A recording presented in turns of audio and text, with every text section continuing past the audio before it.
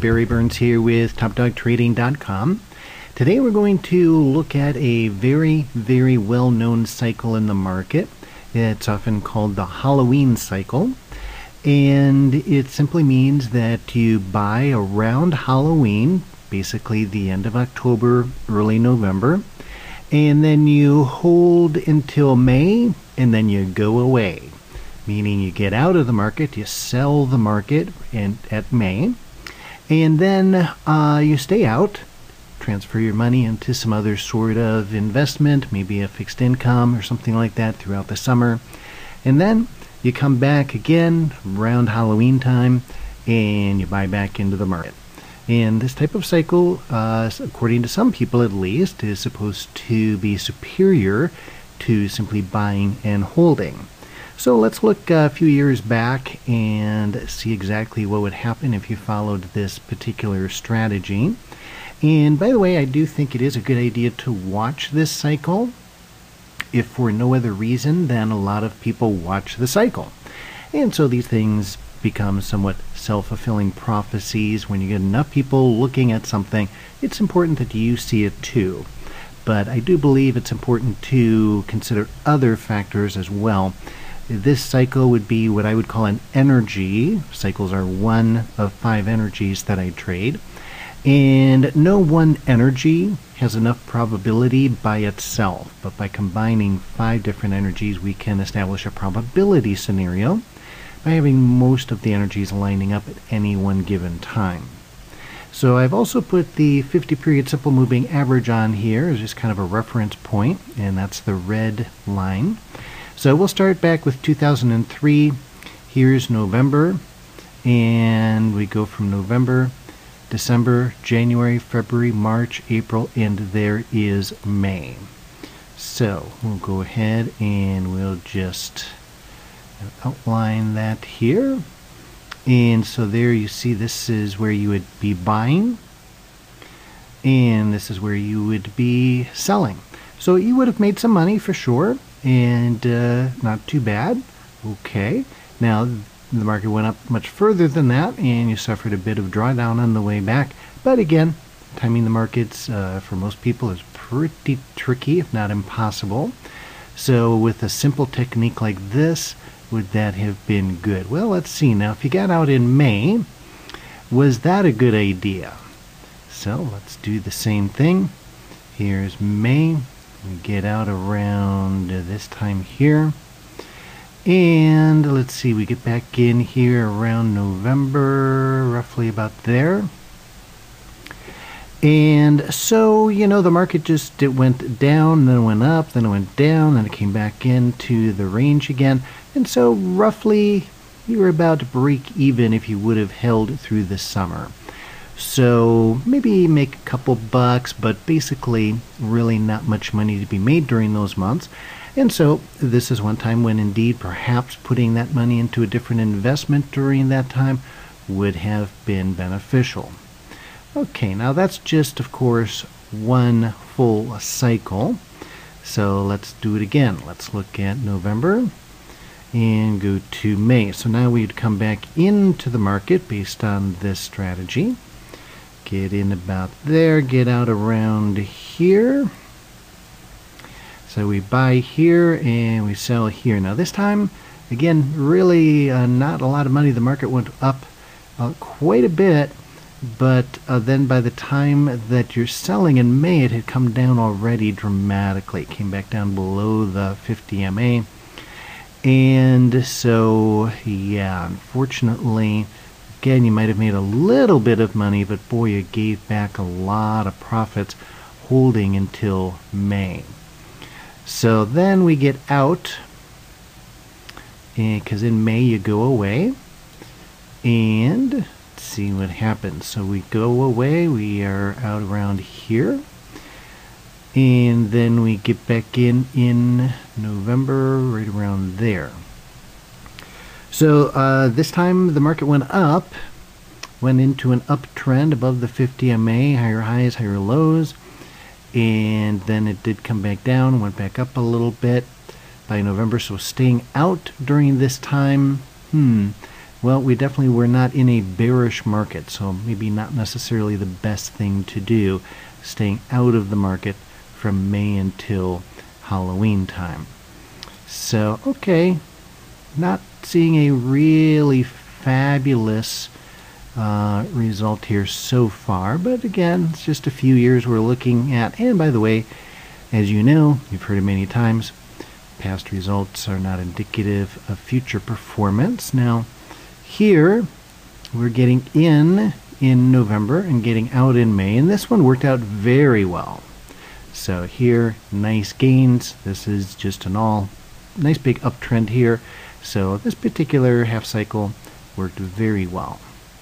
Okay, now we get out in May. Let's try to put it there so we can see it pretty well. And the market does go down, goes into a little bit of a downtrend, and then turns around, and by the time November rolls around, we're here. So actually this time, golly, it started out being the right decision, but then here in July the market actually reversed and went into a very nice uptrend, and we would have missed this entire opportunity. So that would have been opportunity lost by following this particular calendar cycle. Okay, then we get in again, get back in November, and we get out in May. That worked out well. Nice uptrend. Came back down, some big volatility here. It's 2007, but ended up nicely. And so that that one would have worked quite well. Now we get out in May.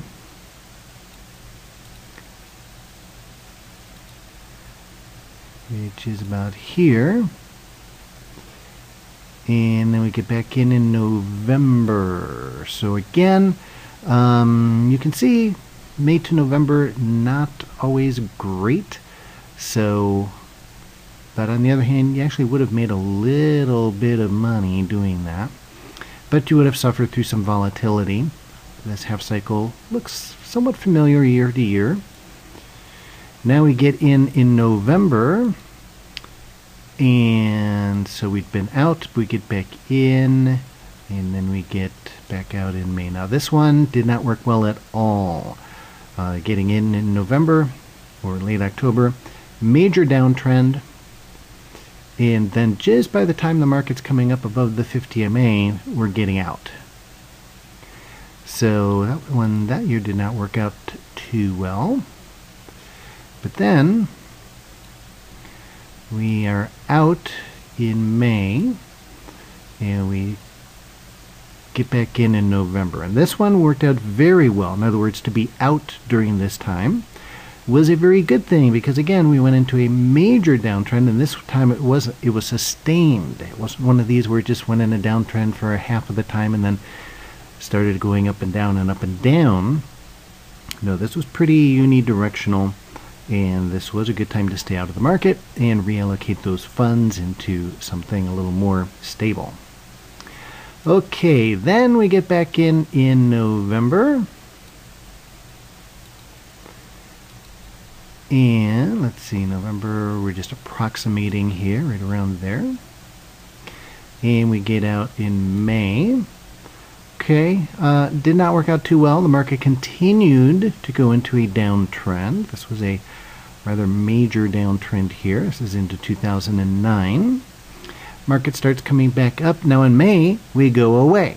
So we were in the market during this time according to the cycle, but we lost some money. Lost a little bit, not too bad. I mean, the market went down. We suffered some drawdowns, but it came back up before we got out. So now we get out in May, and we wait while the market supposedly goes down or just goes sideways, but it actually does not do either of those things. It goes into a major uptrend. And so again, staying out during this time, really, really counterproductive. So that didn't work. And now we get in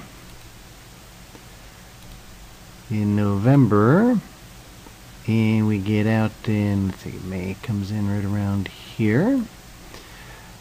And that worked out really badly too, because now we're out, or no, that works out good. We're in the market in November. We get out in May. So that one is successful. That would have been a good cycle to be in. We get out in May. And the market now, see right around in here. And then right there. So again, you can see pretty much break even. The market did go down dramatically, but it came up by the time that November rolled around. So we're seeing these bottoms quite often coming in well before the November buy date according to this cycle. And finally, getting in November obviously worked out very well. And this is now into 2011 this year. And then there's May. And staying out of the market from May until November was a good idea. And this is where we currently are in the market. We're back up above the 50 MA. We've retraced a little bit off of those highs. And there it is. So a good thing to go and look at these historically. Now again, just because these things happen in the past sometimes doesn't mean they will happen again in the future. And you can see this is certainly not a perfect way to trade. Absolutely not. So I think it's something, good to be watching, but I wouldn't trade it blindly for sure. And it's important to be using other tools. And in my methodology, for example, we watch trend, and we watch cycles, we watch momentum, support resistance, and fractals, those 5 energies. When those 5 energies align, we take the trade. And this is one of the cycles, which would be one of the 5 energies that you could consider. But again, just another example of how any one of these things is not going to be profitable as much as if you actually know how to trade.